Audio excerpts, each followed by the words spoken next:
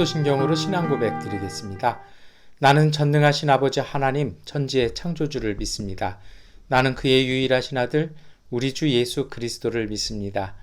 그는 성령으로 잉태되어 동정녀 마리아에게서 나시고 본디오 빌라도에게 고난을 받아 십자가에 못 박혀 죽으시고 장사된 지 사흘 만에 죽은 자 가운데서 다시 살아나셨으며 하늘에 오르시어 전능하신 아버지 하나님 우편에 앉아 계시다가 거기로부터 살아있는 자와 죽은 자를 심판하러 오십니다. 나는 성령을 믿으며 거룩한 공교회와 성도의 교제와 죄를 용서받는 것과 몸의 부활과 영생을 믿습니다. 아멘. 찬송가 595장 찬송 드리겠습니다.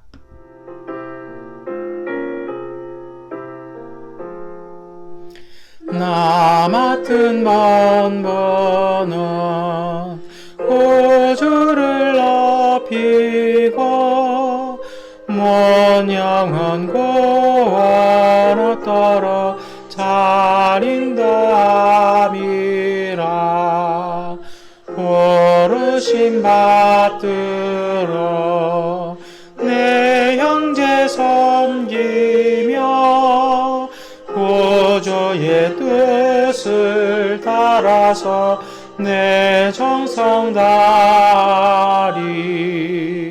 주 앞에 모든 일 살행케 하시고 이후에 주님 배울 때 상 받게 하소서. 내 아마큼 깨어서 늘 기도드리며 내 믿음 변치 않도록 날 도와주소서. 아멘.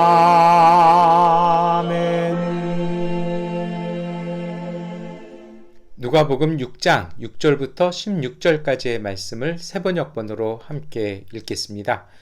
또 다른 안식일에 예수께서 회당에 들어가서 가르치시는데 거기에는 오른손이 오그라든 사람이 있었다. 율법학자들과 바리새파 사람들은 예수를 고발할 구실을 찾으려고 예수가 안식일 병에 병을 고치시는지 엿보고 있었다. 예수께서 그들의 생각을 아시고 손이 오그라든 사람에게 말씀하셨다. 일어나서 가운데 서라. 그래서 그는 일어나서 섰다. 예수께서 그들에게 말씀하셨다. 너희에게 물어보겠다. 안식일에 착한 일을 하는 것이 옳으냐? 악한 일을 하는 것이 옳으냐? 목숨을 건지는 것이 옳으냐? 죽이는 것이 옳으냐? 예수께서 그들을 모두 둘러보시고서 그 사람에게 명하셨다. 내 손을 내밀어라. 그 사람이 그렇게 하니 그의 손이 회복되었다. 그들은 화가 잔뜩 나서 예수를 어떻게 할까 하고 서로 의논하였다. 그 무렵에 예수께서 기도하려고 산으로 떠나가서 밤을 새우면서 하나님께 기도하셨다. 날이 밝을 때 예수께서 자기의 제자들을 부르시고 그 가운데서 12를 뽑으셨다.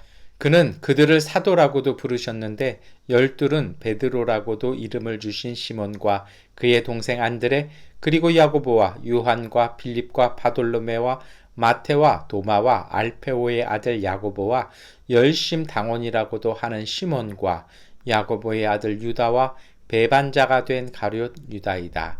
아멘. 여러분 오늘 우리가 누가복음 6장의 말씀 우리가 함께 읽으셨는데요.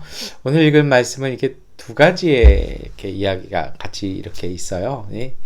앞에는 이제 회당에서 예수님께서 손 고친 사람에 대한 이야기고요. 이어지는 이야기는 정말 중요한 거죠. 12 사도를 이렇게 선택하시는 이야기입니다.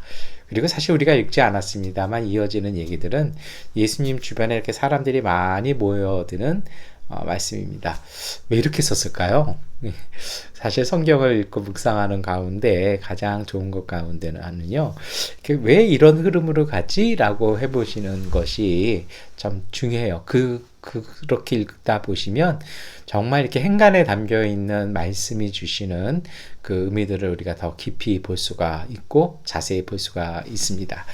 오늘 말씀은 그래요. 이게 사실 뭐 다 중요한 얘기죠. 그런데 어떤 의미에서 사도를 뽑는 이야기가 정말 중요한데 그 앞에 되는 어떻게 보면 배경이 되는 것 같기도 하고 이렇게 연결된 사건이기도 합니다만 이렇게 예수님께서 안식일에 치유하는 사건이 이렇게 나오는데요. 오늘 안식일 치유 사건은요. 의도적으로 좀 이렇게 부각되는 포커싱이 있어요. 이게 보통 장면들은 예수님께서 보시고 정말 민망히 여기시고 이 민망히 여기셨다라는 게 이렇게 뭐 창피하다 이게 아니고요.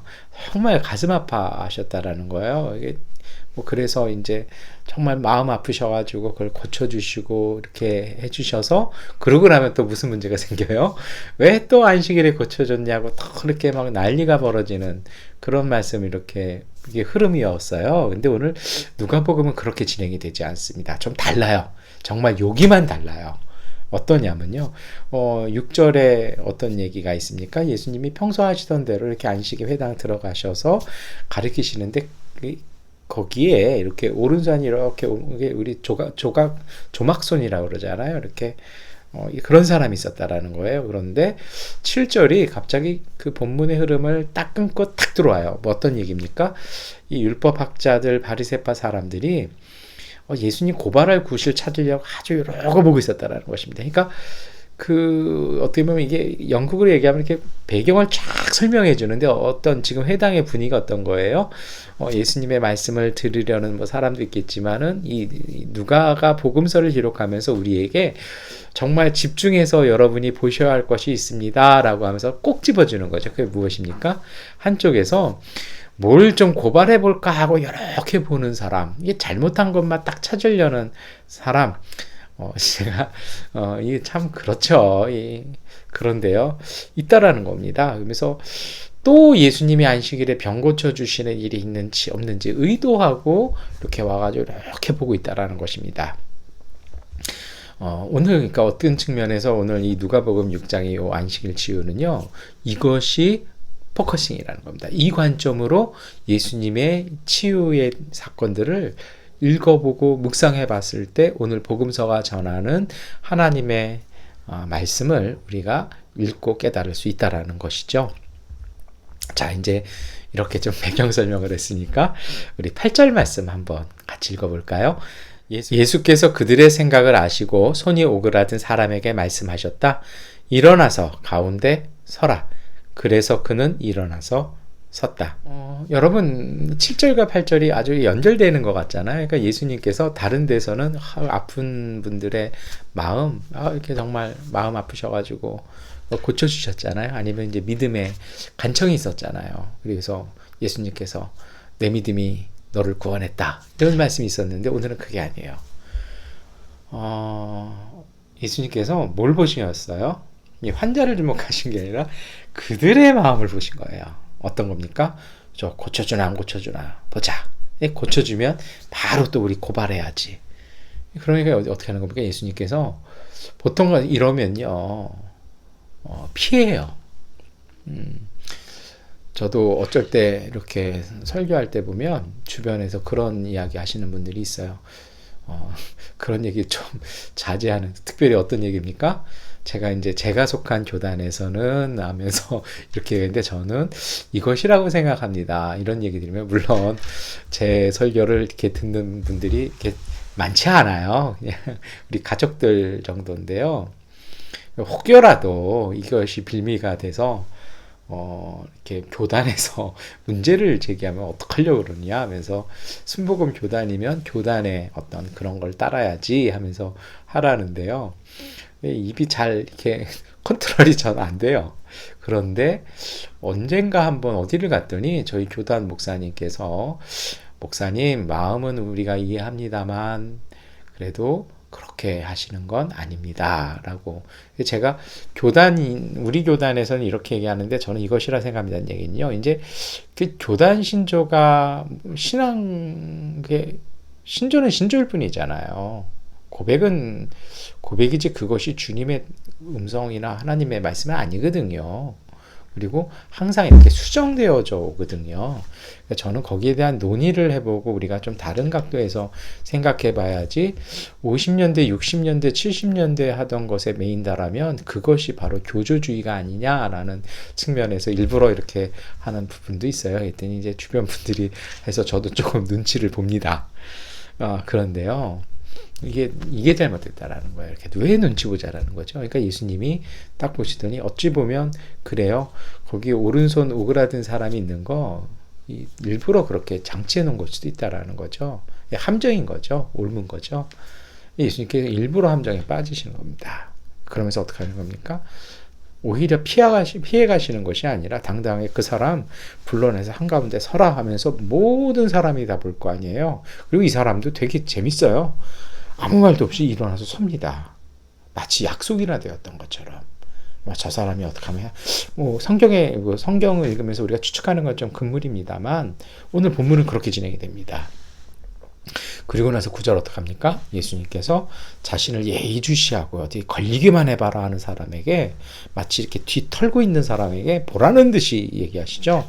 안식일에 착한 일 하는 게 옳으냐, 나쁜 일 하는 게 옳으냐, 목숨을 구하는 게 옳으냐, 죽이는 것이 옳으냐 하면서 그 사람들의 어떤 답변, 선생님 하시는 것이 옳습니다. 이런 것도 딱 되기 전에 한번 볼까요? 우리 10절 말씀 함께 읽겠습니다. 예수께서 그들을 모두 둘러보시고서 그 사람에게 명하셨다. 내 손을 내밀어라. 그 사람이 그렇게 하니 그의 손이 회복되었다. 아주 그냥 딱 하시고서 대답도 듣기 전에 어떻게 하십니까? 바로 고쳐버리십니다. 11절을 뭐라고 되어 있습니까? 제가 읽겠습니다. 그들은 잔뜩 화가 나서 예수를 어떻게 할까 서로 의논하였다. 아니나 다를까 이제 막 잔뜩 이제는 아주 그냥 보란 듯이 하네. 우리가 투명 인간이야. 우리는 안중에도 없어 하면서 아주 이제는 죽이려는 모의가 여기서 시작됐다라는 것이죠. 거침이 없이 행동하셨다라는 거죠. 오늘 누가는요. 저는 이 안식일 치유 사건에서 이것을 보여주는 것 같아요. 물론 예수님께서 병을 고칠 능력, 그 사랑, 그 힘이 있으셨습니다. 그런데 오늘 누가가 전하는 이 누가복음 6장의 말씀은요. 무엇을 보여주는 것입니까? 하나님의 뜻은 철회되거나 세상의 눈치를 보지 않는다라는 것입니다. 예수님은요. 그렇게 하셨다라는 것입니다. 사람들 때문에 사람들의 그런 어떤 권력, 사람들의 악의, 사람들의 눈치 때문에 그분이 하시는 일을요. 돌아가지 않으시고 오히려 더 명명백백하게 실천하셨다라는 것입니다. 그리고 그것 때문에 본인이 어떻게 되실지 알면서도요. 아주 공개적으로 딱 하셨다라는 것이죠. 이것이 바로 예수님의 길이었습니다. 그래서 그 길은 십자가로 이어지는 길이고 그것이 십자가로 이어지기 때문에 그 길은 부활로 이루어졌다라는 것이죠. 여러분, 우리가 신앙생활하면서 그래요. 우리가 좋을 때는 신앙인인데 나쁠 때는 슬쩍 십자가를 가릴 때가 참 많아요. 여러분, 제가 어떤 단체 모임에 갔는데요. 제가 제 성격이 그렇게 활발하지가 않아요.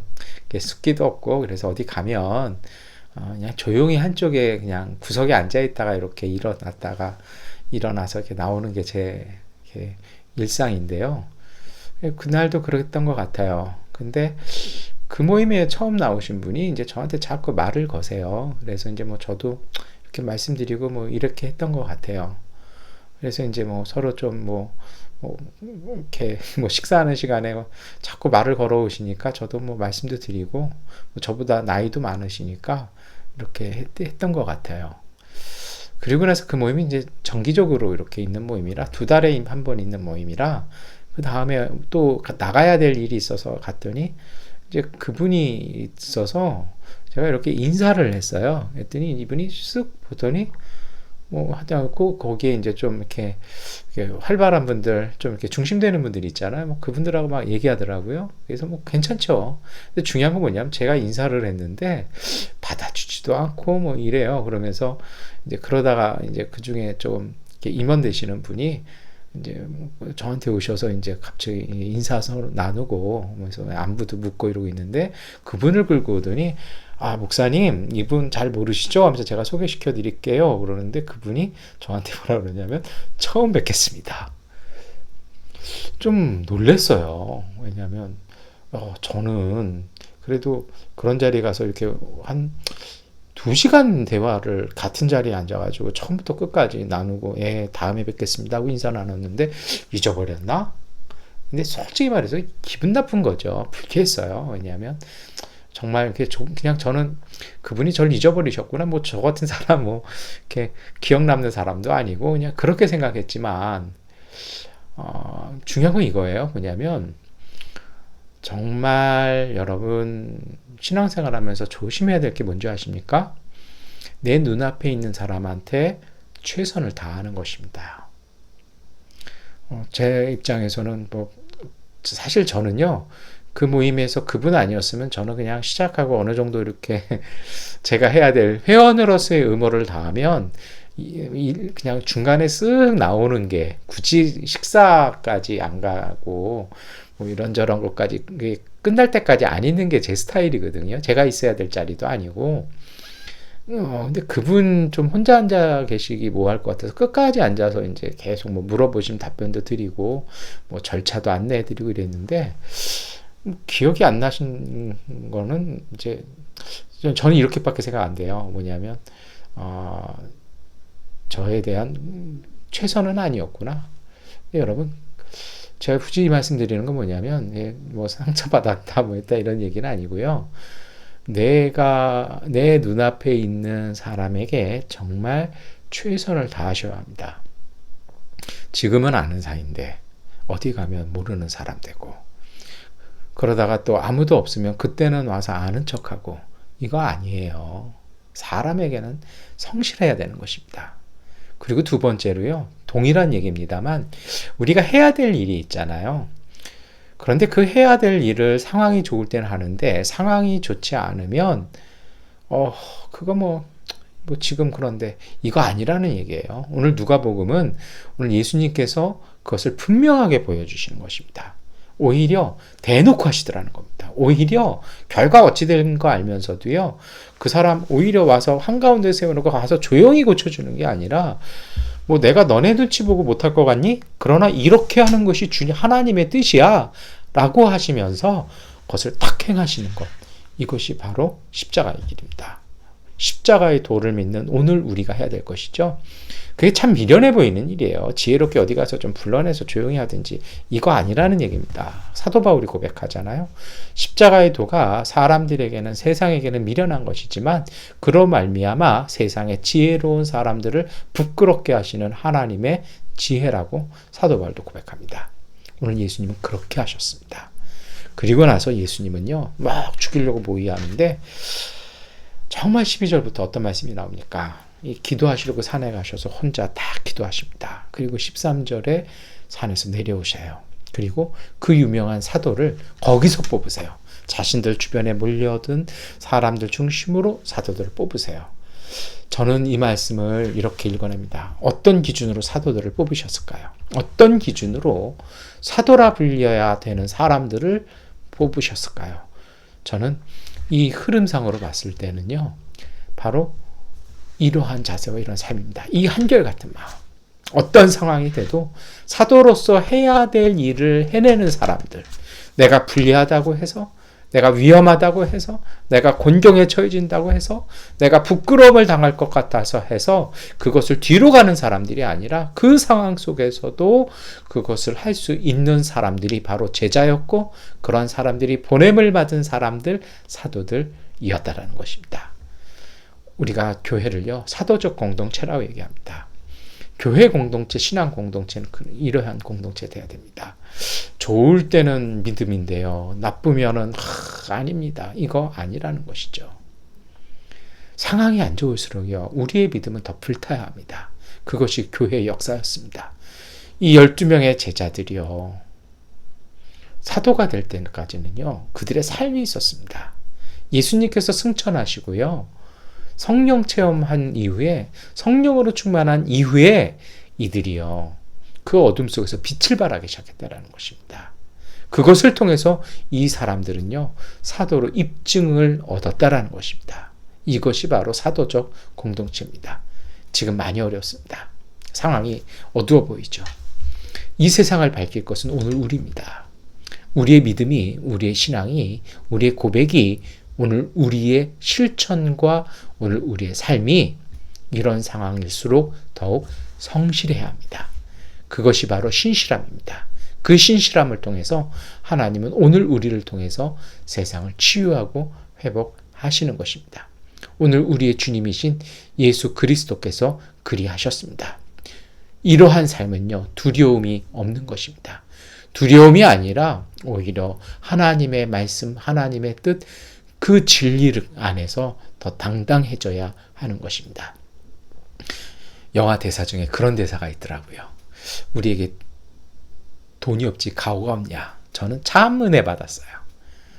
여러분, 우리에게 물질이 아니라 우리는요, 이 진리에 대한 당당함으로 쓰는 것입니다. 이것이 권위예요. 우리가 믿는 것이 사실이고 우리가 고백하고 우리가 지키는 이 믿음이, 그 결과가 하나님의 약속이 진실이라는, 그리고 진리라는 그 약속으로 우리가 더욱 당당해야 합니다. 그래서 우리가 이 시기 속에 더 믿음대로 살고 말씀대로 살고 더 기도하면서요, 세상을 이기는 믿음으로 당당해야 할 것입니다. 그러한 믿음으로 신실한 모든 그리스도인들의 삶 가운데 성령이 함께 하십니다. 그 약속을 믿고 정말 하나님 앞에, 세상이 아닌 하나님 앞에서 성실하고 신실한 모든 분들 위해 하나님은 성실하게 신실하게 함께 하십니다. 오늘 예수님께서도 우리에게 말씀해 주잖아요.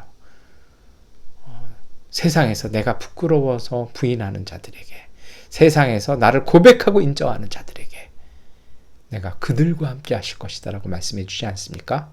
여러분, 이 우리의 생활 속에 상황이 아니라 말씀과 진리를 따라 오늘 우리 앞에 있는 사람들 앞에서, 그리고 하나님 앞에서, 우리가 세상 앞에서 더 한결같은 진실함과 신실함으로, 그리고 늘 변함이 없는, 늘 새롭고 늘 풍성한 믿음으로 우리가 주님의 말씀을 실천하고 지키고 그것을 세상에 나누는 삶이 되시기를 축원합니다. 그러한 삶을 사시는 여러분에게 하나님께서 함께 하실 것입니다. 왜냐고요? 하나님께서 여러분을 부르셨습니다. 예수님께서 여러분들을 세우셨습니다. 기도하겠습니다. 전능하신 아버지 하나님, 오늘 우리를 부르시고 세워주시니 감사합니다. 세상 앞에서 우리가 흔들리고 우리가 이러저러한 눈치 가운데 있을 때가 가끔 있습니다.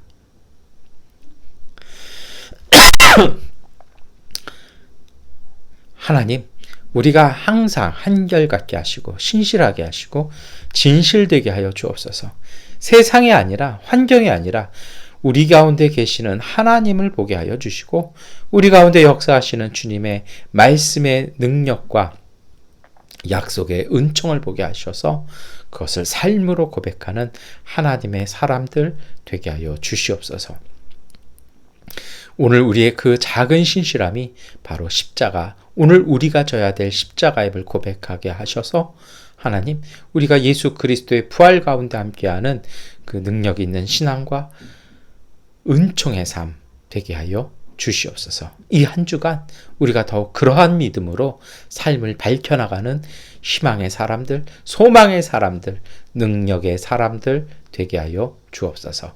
예수 그리스도의 이름으로 기도드립니다. 아멘. 하나님께 기도하는 시간 갖도록 하겠습니다.